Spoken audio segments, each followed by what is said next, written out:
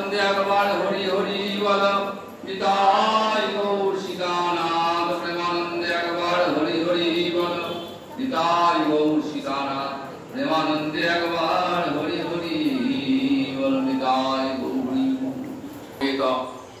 ভক্তবৃন্দের চরণে আমার কোটি কোটি প্রণিপাত। আজ এক অতি পুণ্যের দিন।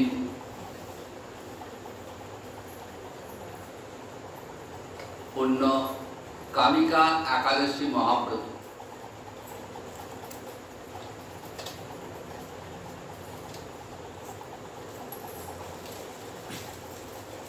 একাদশাং মহাপুণ্যা সর্ব পাপ প্রণাশিনী ভক্তেশ্চ দীপনী বিষ্ণু পরমার্থ গতিপ্রদা।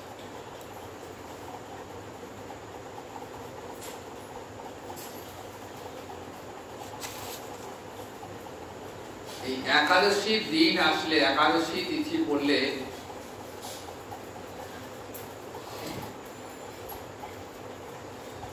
ভগবান শ্রীহরি অত্যন্ত প্রীত হন, সন্তুষ্ট হন, খুশি হন।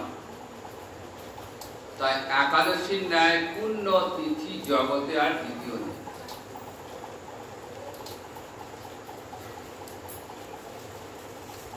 জগতে যত প্রকার ব্রত আছে, তিথি আছে, বার আছে, তার মধ্যে সর্বশ্রেষ্ঠ হলো একাদশী মহাব্রত।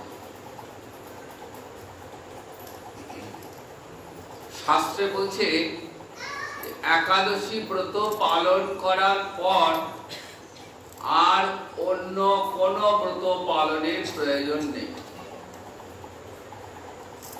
কারণ এত পুণ্য তিথি জগতে আর দ্বিতীয় নেই। প্রত্যেকটি শাস্ত্র, প্রত্যেকটি পুরাণে, বেদে, রামায়ণ, মহাভারত সর্বত্র এই একাদশী ব্রত পালিত।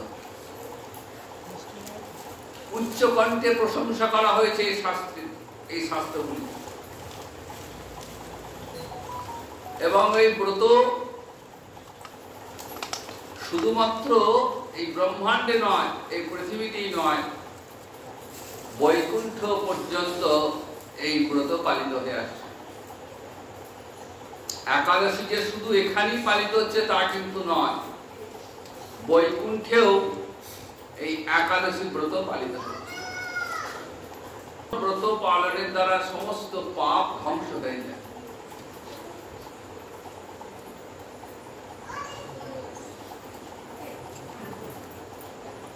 সর্ব পাপ প্রণাশিনী ভক্তেশ্ব দীপনী বিষ্ণু পরমার্থ গতিপ্রদা।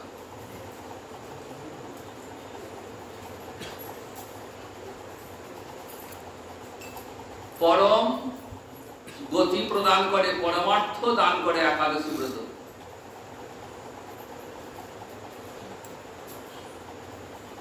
পঞ্চম পুরুষার্থ যে কৃষ্ণ প্রেম, রাধা গোবিন্দের চরণে প্রেম সেবা লাভ, গৌর নিত্যানন্দ চরণে প্রেম সেবা লাভ, সেই প্রেম সেবাটিও লাভ হয় এই একটা মাত্র ব্রতের দ্বারা।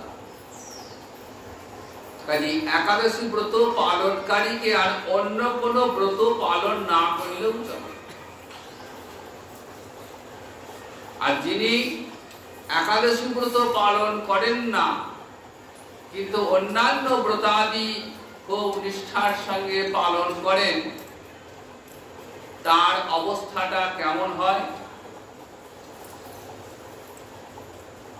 হস্তস্থিত মূল্যবান রত্ন ফেলে দিয়ে মাটিতে পড়ে থাকা মাটির ঢেলা কুড়িয়ে নেওয়ার সমান হয়েছে। একাদশী হচ্ছে রত্নের সমান। কাজে একাদশী করি না কিন্তু অন্যান্য বার ব্রত পালন করি, সেটা কেমন হয়? না হাতের সামনে মহামূল্যবান রত্নটাকে ফেলে দিয়ে মাটিতে পড়ে থাকা মাটির ঢেলা কুড়িয়ে নেওয়ার সমান।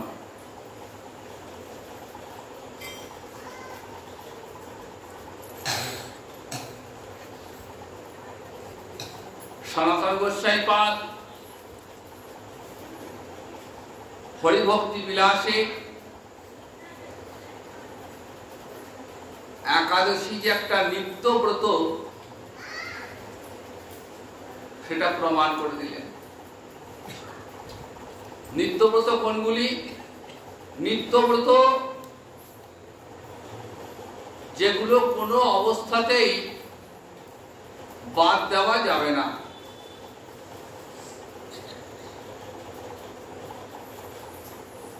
আর নৈমিত্তিক ব্রতগুলি কিন্তু অনেক সময় বিধি নিষেধের পর্যায়ে ঢুকে যায়। কিন্তু একাদশী যিনি পালন একবার করবেন তিনি কোনো অবস্থাতেই ব্রত ত্যাগ করবেন না, এটা শাস্ত্রের বিধান। কেন না, যেহেতু নিত্যব্রত, হরিনাম যেমন নিত্য তেমনি একাদশীও নিত্য। হরিনাম যেমন কোনো অবস্থাতেই ত্যাগ করা যায় না,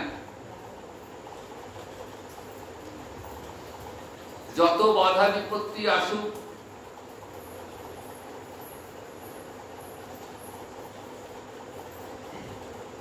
বা যদি কোনো অশৌচ আসে, জন্মা শৌচ বা মরণা শৌচ বা কোনো দেহা শৌচ যাই আসুক না কেন, নিত্যব্রত হিসেবে একাদশী কখনো ত্যাগ করা যায় না।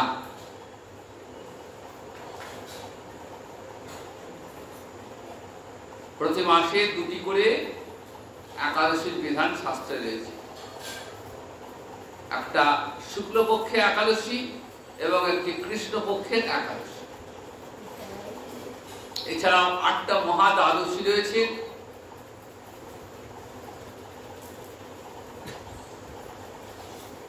তো একাদশী পালন করলে কি হয়? একাদশী পালনকারী মনের বাসনা পূর্ণ হয়। যিনি ব্রত পালন করেন একাদশী, তার মনের বাসনা পূর্ণ হয়। কারণ একাদশী সমস্ত কাম্য ফল প্রদান করে। সনাতন গোস্বামী পাদ শাস্ত্রের উদাহরণ তুলে দিলেন। একাদশী নাম অব্রতম সর্বকাম ফলপ্রদম কর্তব্যং সর্বদা বিপ্রৈ বিষ্ণু প্রীণন কারণম।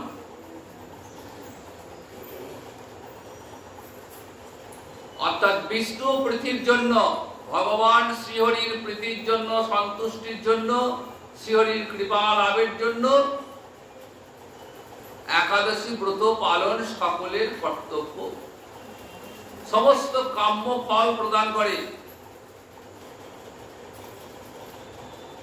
জীব সুখে দুঃখে বিষয় ভোগ করতে ভালোবাসে।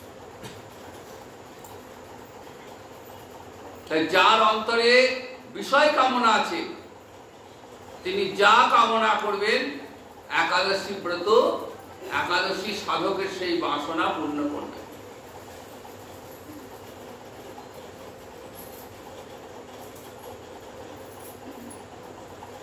সংসারে শান্তি পাচ্ছেন না, দিবারাত্র অশান্তি লেগেই আছে, গ্রহের পাক থেকে কিছুদিন মুক্তি লাভ হচ্ছেন না, অত্যন্ত নিষ্ঠার সঙ্গে একাদশী ব্রতটি পালন করুন। কাম্য একাদশী পালনের কিছু বিধিবিধান রয়েছে। যাদের অন্তরে কামনা নিয়ে যদি কেউ ব্রত পালন করেন সেক্ষেত্রে কিছু বিশেষ নিয়মে একাদশী ব্রতটি করতে হবে।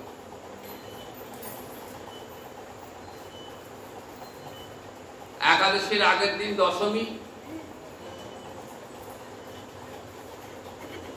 দশমীতে একবার আহার, রাতে উপোস। একাদশী দিন উপস্থিত হলে সম্পূর্ণ নিরাহার এবং দ্বাদশী দিন ব্রত পালনের যে সময়, সেই সময়ের মধ্যে গোবিন্দকে অন্নাদি পঞ্চশস্য নিবেদন করে প্রসাদ গ্রহণ এবং রাতে উপোস, এটা হচ্ছে একাদশীর বিধান। যাদের অন্তরে কামনা বাসনার কোনো কামনা নিয়ে, আর যারা নিষ্কাম ব্রত করবেন, যাদের লক্ষ্য শুধুমাত্র গৌর গোবিন্দের চরণে কৃপালাভ, রাধা মাধবের কৃপালাভ, তারা একইভাবে করবেন। তবে এতটা কঠোরভাবে না পারলেও অন্তত দশমীর দিনে একদম সম্পূর্ণ নিরামিষ আহার, যারা নিত্য প্রসাদ ভক্ষণ করেন বা অমৃত ভোজন করেন না, তারা তো এমনি নিরামিষ আহার করবেন। কিন্তু যারা অমৃত ভোজন করে থাকেন, তারা একাদশীর আগের দিন অবশ্যই নিরামিষ আহার। একাদশীর দিন উপস্থিত হলে আহারের যে বিধিনিষেধ রয়েছে, অন্নাদি পঞ্চশস্য গ্রহণ একেবারেই করা যাবে না। কারণ এই অন্নাদি পঞ্চশস্য গ্রহণ করা মানেই পাপ গ্রহণ করা। সমস্ত পাপ এই পঞ্চশস্যের মধ্যে এদের অবস্থান করে। কাজে যে পাপ আমি কখনো করিনি, সেই পাপের ভাগীদার হতে হবে ওই অন্নাদি পঞ্চশস্য গ্রহণ করা মানে।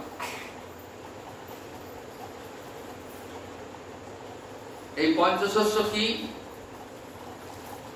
অন্ন অর্থাৎ চাল জাতীয় যে কোনো আহার,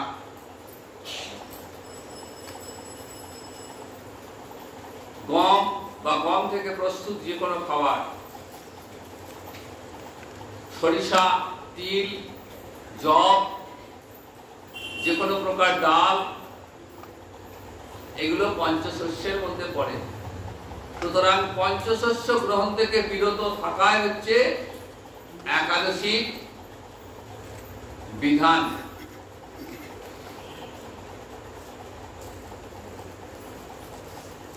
আর কি না, শুধু আহারের কথাটাই বলে গেলাম, কারণ আমরা আহার ছাড়া কেউ থাকতে পারি।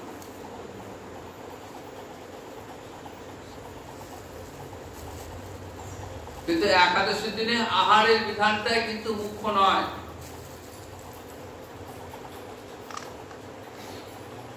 হরিবাসর, একাদশীর একটা নাম হচ্ছে হরিবাসর, আবার মাধব তৃতীয় বলা। হরিবাসর মানে বাসর শব্দের অর্থ দিন।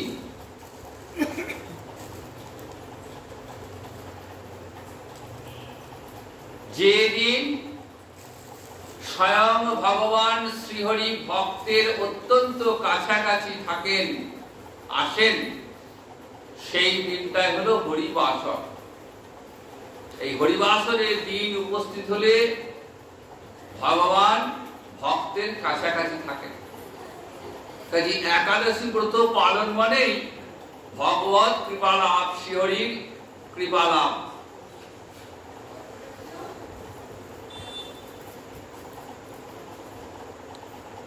তাই হরিবাসরে আহারটা যেমন একটা ব্যাপার, যে কি খাবো আর কি খাবো না, তার পাশাপাশি যেটা মূল লক্ষ্য একাদশ, সেটা হচ্ছে হরিবাসরে ভগবান শ্রীহরিকে সন্তুষ্ট করা, খুশি করা। তিনি কিসে খুশি হবেন? একমাত্র তার নাম গ্রহণ করলেই তিনি প্রীত হন, সন্তুষ্ট হন।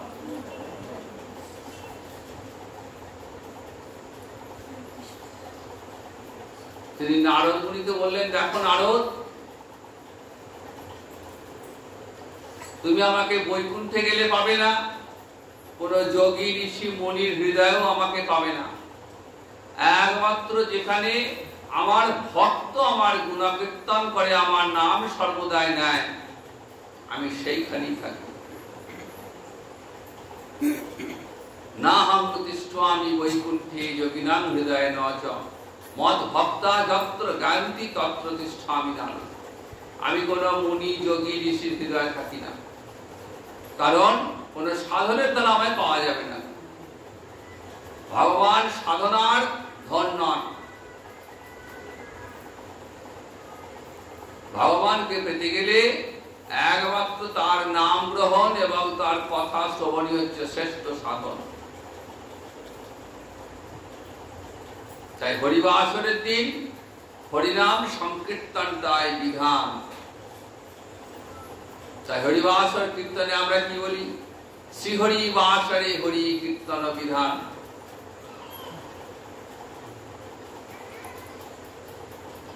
নিত্য আরম্ভিলা প্রভু জগতের প্রাণ।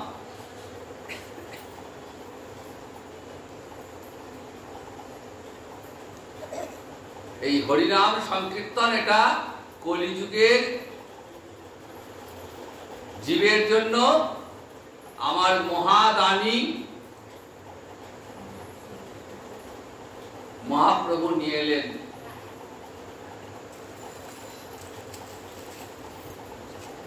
শুধু নিয়ে গেলেন না, হাতে ধরে জীবকে সেই শিক্ষা দান করলেন। তাই হরিবাসরের দিন উপস্থিত হলেই শ্রীমান মহাপ্রভু ভক্তবৃন্দকে সঙ্গে নিয়ে শ্রীবাসঙ্গনে সারা রাত হরিনাম সংকীর্তন করতেন। সারা রাত কেন? হরিবাসরে সারা রাত কীর্তনটাই বিধান। হরিবাসর যেমন বিবাহ বাসর, বিবাহ সম্পন্ন হয়ে গেলে বরকনেকে নিয়ে যেমন আত্মীয় স্বজনরা বাসর ঘরে আনন্দের মধ্যে রাত অতিবাহিত করেন, হরিবাসরও সেরকম ভক্তবৃন্দকে সঙ্গে নিয়ে সারা রাত হরিনাম সংকীর্তন। এটাই হরিবাসরের বিধান।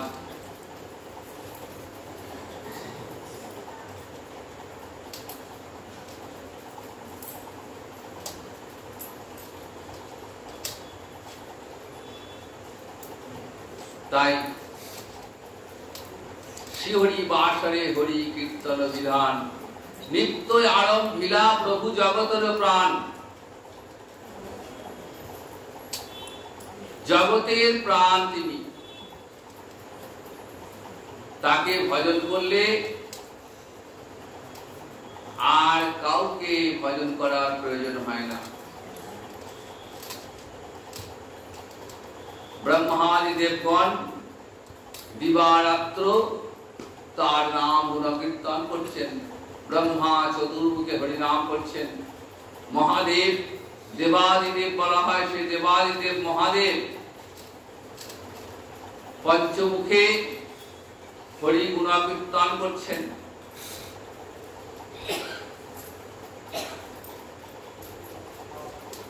তো একাদশী পালনের ক্ষেত্রে প্রতি মাসে দুটি করে একাদশী হয়। আমরা সবাই জানি দশমী পার করে একাদশী তিথি, কিন্তু অনেক সময় দেখা যায় যে দশমী বিস্তার হয়ে গেছে, অর্থাৎ দশমী তিথি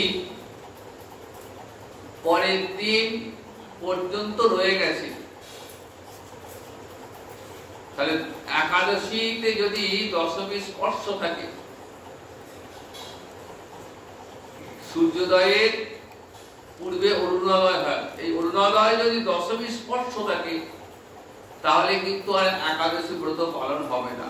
সুতরাং ব্রত পালনের আগে আমাকে ভালো করে দেখে নিতে হবে যে তিথি অনুযায়ী আজকে একাদশী হচ্ছে।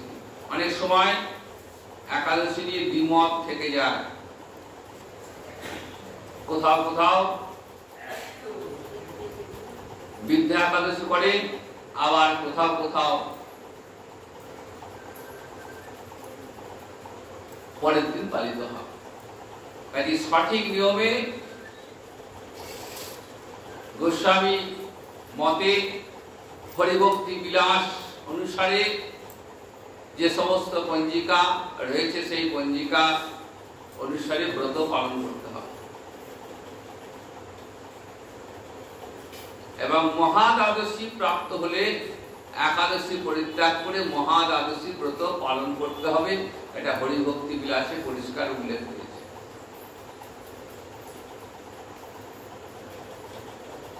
আটটা মহাদ্বাদশী রয়েছে,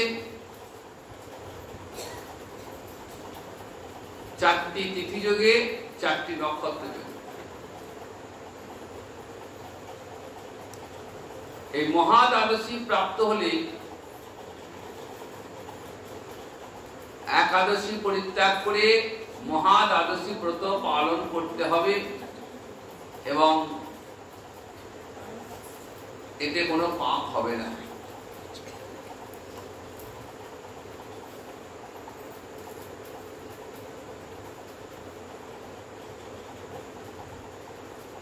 একাদশীর দিন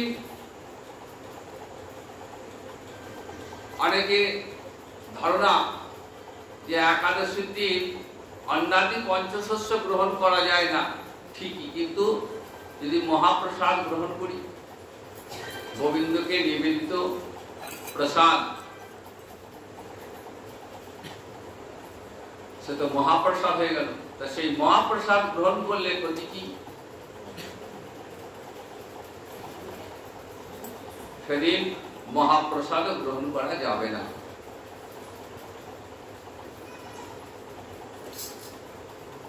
তার কারণ এই মহাপ্রসাদ মানে সেও তো অন্ন, সুতরাং মহাপ্রসাদ গ্রহণ করা মানে আমার আর একাদশী ব্রত কোনোদিনই পালন করব। কিন্তু ভগবানের সেবার জন্য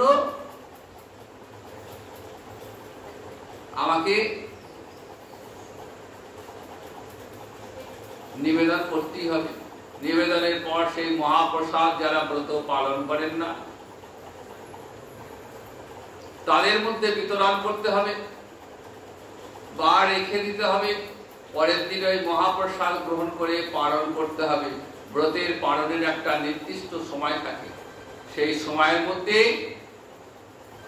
ব্রতের পালন করতে হবে। তাহলে আজকে যে পূর্ণ একাদশী, কামিকা একাদশী, শ্রাবণ মাসে কৃষ্ণপক্ষে একাদশী, এই কামিকা একাদশী ব্রতের মাহাত্ম্যটা কি? ব্রত যারা পালন করছেন তাদেরকে অবশ্যই এই ব্রতের মাহাত্ম্যটা জানতে হবে। কামিকা একাদশী ব্রতের কি মাহাত্ম্য?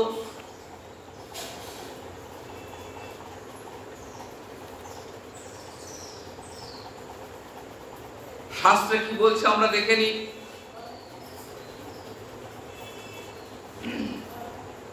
শ্রাবণ কৃষ্ণপক্ষিয়া কামিকা একাদশীর যে কথা, মাহাত্ম্যের কথা ব্রহ্ম বৈবর্ত পুরাণে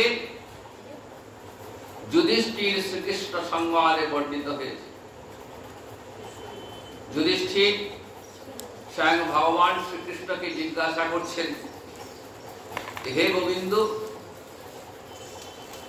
হে বাসুদেব, শ্রাবণ মাসে কৃষ্ণপক্ষের একাদশীর নাম এবং মহিমা,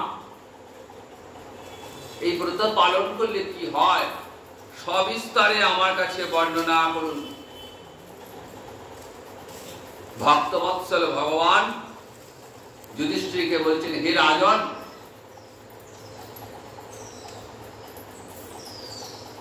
এই ব্রত পূর্বে দেবর্ষি নারদ প্রজাপতি ব্রহ্মাকে প্রশ্ন করেছিলেন। এই একই প্রশ্ন নারদ মুনি ব্রহ্মাকে জিজ্ঞাসা করেছিলেন, এই কামিকা একাদশী ব্রতের ফল কি?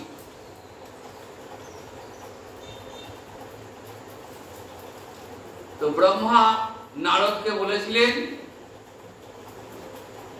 আমিও তোমাকে সেই কথাই বলছি। এই শ্রাবণ মাসের কৃষ্ণপক্ষিয়া যে একাদশী তার নাম হচ্ছে কামিকা একাদশী। জীবের মঙ্গলের জন্য আমি তোমার এই প্রশ্নের উত্তর দিচ্ছি, তুমি শ্রবণ করো। এই ব্রত করলে কি হয় বলেন, বাজপেয়ী যজ্ঞের ফল লাভ হয়। বাজপেয়ী প্রাচীনকালে যাগযজ্ঞের প্রথা প্রচলন ছিল, বিভিন্ন রকম যজ্ঞ ছিল, বাজপেয়ী যজ্ঞ, রাজসূয় যজ্ঞ, অশ্বমেধ যজ্ঞ। সেই যজ্ঞের যোগ্যতা এমনি এমনি হতো, যজ্ঞের ফল লাভের জন্য যজ্ঞ করা হতো। বাজপেয়ী যজ্ঞের যে ফল, সেই যজ্ঞের ফলের ন্যায় কামিকা একাদশী ব্রতের ফল পাওয়া যাবে। যারা এই একাদশী ব্রত পালন করবেন তারা বাজপেয়ী যজ্ঞের ফল লাভ করবেন। ভগবান শ্রীহরির পূজা অর্চনা অপরিমিত পূর্ণ ফল দান করে। গঙ্গা, গোদাবরী, পুষ্কর, নৈমিষারণ্য ইত্যাদি তীর্থ দর্শন করলে যে ফল লাভ হয়, এই একাদশী ব্রত পালন করে শ্রীহরির অর্চনা করলে সে একই ফল লাভ হবে। অর্থাৎ কামিকা একাদশী ব্রত পালন করলে আপনাদেরকে আর তীর্থ দর্শন করতে যেতে হবে না। তীর্থ দর্শন করতে কেন যায় না, জ্ঞানে অজ্ঞানে আমাদের অনেক পাপ হয়ে থাকে। তীর্থ গেলে সেই পাপগুলো খণ্ডন হয়ে যায়। তাই সবাই চেষ্টা করে একবার করে যে কোনো তীর্থে ভ্রমণ। কিন্তু কামিকা একাদশী ব্রত পালন করলে বলছে আর এই তীর্থে যাবার প্রয়োজন নেই, দেহে মনের সমস্ত পাপ আপনি খণ্ডন হয়ে যাবে। সাগর এবং অরণ্যযুক্ত পৃথিবী দানের ফল, দুগ্ধবতী গাভী দানের ফল অনায়াসে লাভ হয়ে যায় এই ব্রত পালনের দ্বারা। যারা পাপ পুণ্য সাগরে নিমগ্ন, এই ব্রত তাদের একমাত্র উদ্ধারের সহজ উপায়। এই পবিত্র পাপ নাশক শ্রেষ্ঠ ব্রত জগতে নাই, কারণ স্বয়ং ভগবান শ্রীহরি এই ব্রতের মাহাত্ম্য কীর্তন করেছেন। যারা রাত্রি জাগরণ করে এই ব্রত পালন করেন তারা কখনো দুঃখ দুর্দশাগ্রস্ত হন না। এই ব্রত পালনকারী কখনো নিম্ন যোনি প্রাপ্ত হন না। 84 লক্ষ জীব দেহে ভ্রমণ আমাদের।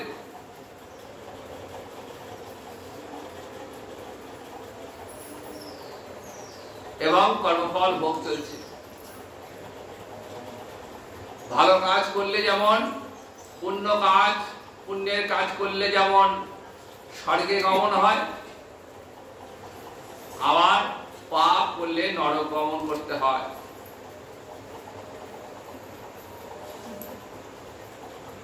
মনুষ্য দেহ লাভ করে যদি কর্মটা মানুষের মতো না হয় তাহলে কি হবে, যেমন আচরণ করব তেমন দেহ প্রাপ্ত হবে।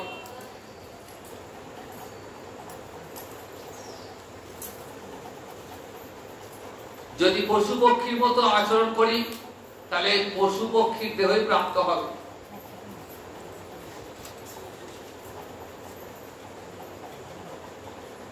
এই জন্মে মানব দেহ লাভ করেছি, সুখে দুঃখে বিষয় ভোগ করছি, না জেনে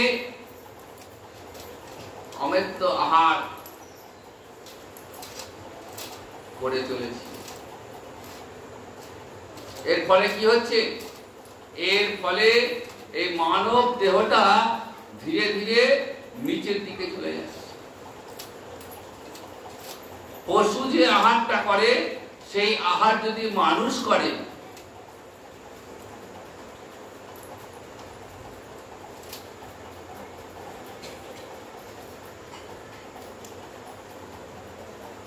তাহলে কি হবে, পশুর আহার পশু করবে, তাতে পশুর কোনো পাপ নেই। কিন্তু পশুর আহার যদি মানুষ করে,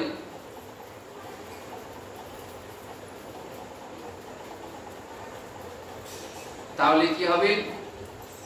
সে পশু যোনি প্রাপ্ত হবে। যে পশুকে আজকে হত্যা করছে সেই পশুটাই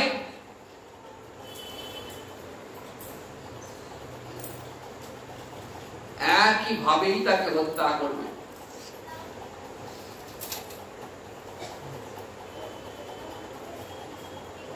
রাজা প্রাচীন বলিকে নারদ মুনি দেখালেন, দেখো নির্বিচারে পশু হত্যার ফল দেখো।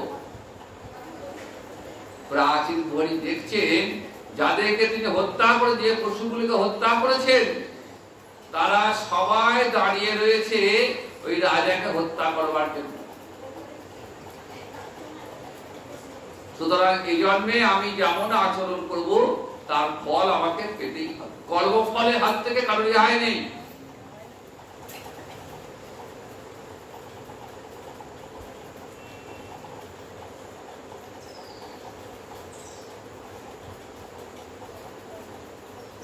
পশু হত্যার মতো খারাপ কাজ আর জগতে দ্বিতীয়। কোটি জন্ম নরক বাস করতে হবে,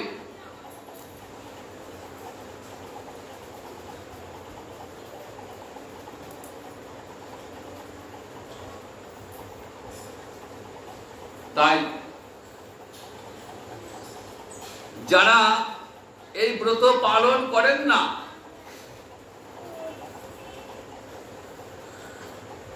তাদের কথা আলাদা, কিন্তু যারা পালন করেন, যারা একাদশী ব্রত পালন করেন, তারা কখনো নিম্ন যোনি প্রাপ্ত হন না। অর্থাৎ এই মানব দেহ থেকে আর নিচে নামার সুযোগ নেই, ঊর্ধ্বগতি হবে। এই দেহটা তো একদিন না একদিন বিনাশ হবে। তারপর কি হবে? শুধু এখনকার কথা চিন্তা করলেই তো হবে না, যাতে করে আবার ওই মানব দেহই পেতে পারি, যাতে করে আবার এই দেহ নিয়ে গোবিন্দের সেবা, গৌর সেবা করতে পারি, সেই চেষ্টা আমাদের এখন থেকেই করতে হবে। তাই কামিকা একাদশী মহাব্রত পালন করলে নিম্ন যোনি প্রাপ্ত হয় না। স্বয়ং ভগবান নিজ মুখে কথা বলছেন। যুধিষ্ঠিরকে বলছেন কেশবপ্রিয়া তুলসী পত্রে যিনি শ্রীহরির পূজা করেন, যিনি তুলসী পত্র গঙ্গা জল দিয়ে শ্রীহরিকে অর্চনা করেন, পূজা করেন, পদ্ম পাতায় জলের ন্যায় তিনি নির্লিপ্ত থাকেন।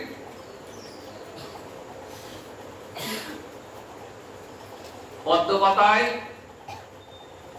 জল যেমন দাঁড়ায় না, জল থাকলেও পাতাকে স্পর্শ করে, ঠিক সেরকম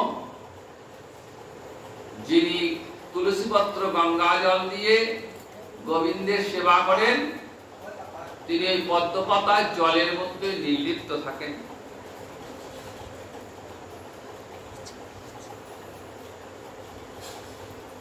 গঙ্গা জল তুলসী পত্রে যে ভক্ত ভগবানের সেবা করেন, তার প্রতি ভগবান শ্রীহরি সন্তুষ্ট হন। কেমন সন্তুষ্ট হন? বলেন মহামূল্যবান রত্নাদি দিলেও ভগবান ততটা সন্তুষ্ট হন না যতটা গঙ্গা জল তুলসী পত্রে সন্তুষ্ট হন। বেদ পঞ্চানন উপাধি প্রাপ্ত অদ্বৈত আচার্য, সর্বশাস্ত্র বিশারদ, তিনি সমস্ত শাস্ত্র মন্থন, শাস্ত্র সমুদ্র মন্থন করে দেখলেন যে ভগবানকে কিসে পাওয়া যাবে, কি দ্বারা ভগবান সন্তুষ্ট হন। মহামূল্যবান মণি রত্ন দিলে কি সন্তুষ্ট হবেন, নাকি আর কিছু আছে? দেখলেন একমাত্র গঙ্গা জল তুলসী পত্রে ভগবান সন্তুষ্ট। কৃষ্ণকে তুলসী জল দেয় যেই জন, তার ঋণ শোধিতে কৃষ্ণ করেন চিন্তন। জল তুলসীর সম নাহি কোন ধন, তারে আত্মা বেচি করেন ঋণের শোধন। অর্থাৎ গঙ্গা জল তুলসী পত্র দিয়ে গোবিন্দকে সেবা করলে তার কাছে গোবিন্দ চিরঋণী হয়ে যান, আর সেই ঋণ গোবিন্দ শোধ করতে পারেন না। তাই কি করেন? তারে আত্মা বেশি করে নিজেকে তিনি বিক্রি করে দেন, সেই ভক্তের অধীন হয়ে থাকেন তিনি। তাই ভগবানকে পাওয়ার জন্য একমাত্র গঙ্গা জল তুলসী পত্রের আরাধনা, অন্তরে ভক্তি নিয়ে গঙ্গা জল তুলসী পত্রের আরাধনা করলে সেই আরাধনা কখনো ব্যর্থ হয় না। ব্রহ্মা বলছেন, হে নারদ, যিনি তুলসীকে প্রত্যহ দর্শন করেন তার সমস্ত পাপ বিদূরিত হয়ে যায়। যিনি তুলসীকে স্পর্শ করেন তার পাপ বলেন দেহ পবিত্র হয়। তাকে প্রণাম করলে সমস্ত রোগ দূর হয়ে যায়। জল সিঞ্চন করলে যমও তার কাছে বাঁচতে ভয় পায়। তুলসী গাছে যিনি প্রত্যহ জল দেন স্নান করে, তার কখনো মৃত্যু ভয় থাকে না। কারণ মৃত্যু দেবতা যমরাজ পর্যন্ত তাকে স্পর্শ করতে ভয় পান। শ্রীহরি চরণে তুলসী অর্পিত হলে ভগবত ভক্তি লাভ হয়। তাই হে কৃষ্ণ ভক্তি প্রদায়িনী তুলসী মহারানী, তোমায় প্রণাম করি। যে ব্যক্তি হরিবাসরে দীপদান করেন, চিত্রগুপ্ত তার পুণ্যের সংখ্যা হিসাব করতে পারেন না। এত এত পুণ্য সঞ্চয় হয় যে চিত্রগুপ্ত সেটাকে হিসাবের মধ্যে আনতে পারেন না, এবং তার পিতৃপুরুষরাও পরম তৃপ্তি লাভ করেন। দেখুন, হরিবাসর পালনে, হরিবাসরে হরিকথা শ্রবণ এবং একাদশী ব্রত পালনে মাহাত্ম্য দেখুন। নিজের পুণ্য তো সঞ্চয় হচ্ছেই, তার সঙ্গে সঙ্গে পিতৃপুরুষগণও মুক্তি লাভ করবেন নিজের পুণ্যের দ্বারা। বলে, হে রাজন, ভগবান বলছেন যে আমি আপনার কাছে সর্ব পাপ হারিনি কামিকা একাদশী ব্রত মাহাত্ম্য বর্ণনা করলাম। অতএব যিনি ব্রহ্ম হত্যা, ভ্রূণ হত্যা, পাপ বিনাশিনী মহাপুণ্য ফলদায়ী ব্রত পালন করবেন এবং এই মাহাত্ম্য শ্রদ্ধাকারে পাঠ অথবা শ্রবণ করবেন, তিনি সমস্ত পাপ থেকে মুক্ত হয়ে বিষ্ণু লোকে গমন করবেন।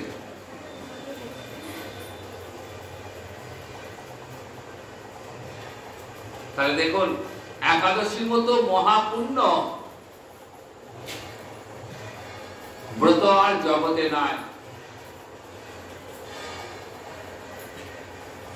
যার নাম শ্রবণে সংসার বন্ধ ঘুচে, হেন প্রভুর অবতরী কলিযুগে নাচে। যার নাম শ্রবণ করলেই এই সংসার বন্ধন মোচন হয়ে যায়।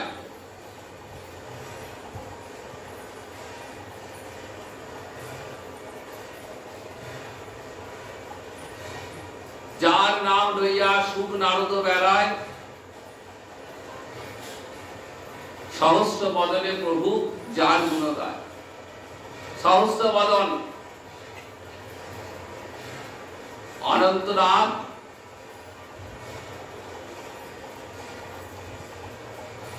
যিনি সহস্র বদনে শ্রীহরি গুণকীর্তন গান করেও শেষ করতে পারেন না। হেন প্রভু অবতরী কলিযুগে নাচে। সেই প্রভু অবতরণ করেছেন পরিহত জীবকে উদ্ধার করবার জন্য।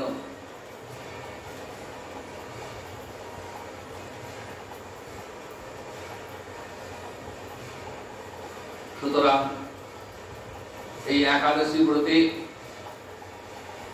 ব্রত পালনের পাশাপাশি হরিনাম সংকীর্তন এবং হরিবাসর কীর্তন, এটাই একাদশীর বিধান। তো আজকে প্রভুর আরতির পর সে হরিবাসরের কীর্তন হবে, তাই আজ এখানেই বিশ্রাম নিচ্ছি। জয় নিতাই, জয় গুরু।